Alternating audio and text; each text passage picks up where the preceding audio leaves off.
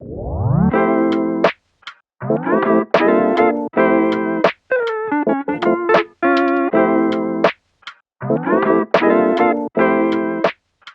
prior to real estate, I was in sales too. I drove an ice cream truck. So that was which is the best job ever. But other than that, I got licensed my senior in high school. Got out of high school that summer, I had a choice to go do roofing or go do real estate, so I chose real estate.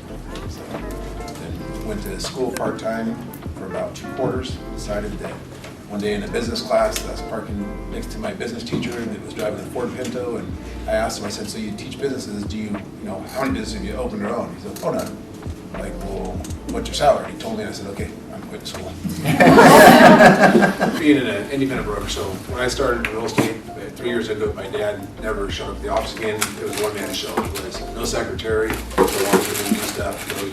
You do all of your own input listings, you put up all your own signs, you do all your own photos, you do all your paperwork, you know, it's running 20 hours a day in a busy market to just try to chase, you know, as many deals as you can, but the problem is you run out of time. And you cap at a certain amount of deals because it takes so much time and you're doing all this stuff that we're fortunate enough here to have the back end staff doing. And, you know, that trying to compete with the bigger companies in a small town, you know, in the town of Grand, you do everything from Yakima to Tri-Cities.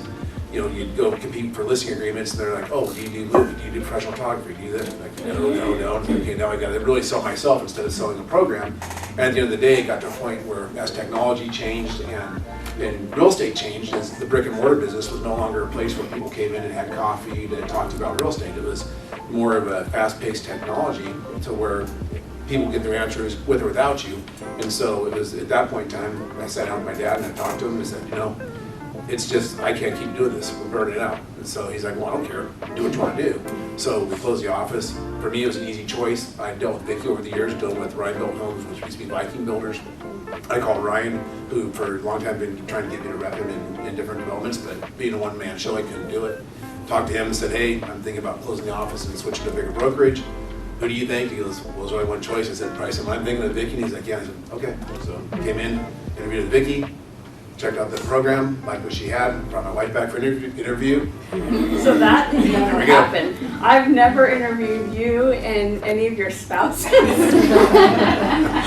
And I was really excited when I found a company called New Home Star that was focused specifically on new home sales. In fact, they're the largest new home sales company that partners with builders all over the nation. And they kind of took me through this extensive sales training program on how to be most effective, how to create the most value for your builder partners, so that it wasn't just happenstance of walking people through models and hoping they fall in love with it. But I, again, love the company that I was with. They were a phenomenal company. But honestly, they went through a compensation change that took us from 1099 independent contractors, like we all are as realtors, and transferred us over into W-2 employees. And although that may have been good for some of the agents, any of the top producers, it was a pretty major pay cut. And for me, it finally gave me enough motivation to say that it's time to get outside of my comfort bubble and get out and do something that I feel pretty confident I'll be able to do. It was kind of an easy transition in that we had the same builder partnership in a community, so it allowed me to transfer out without jumping completely out and not knowing what to do. And so that's really what made me jump like that.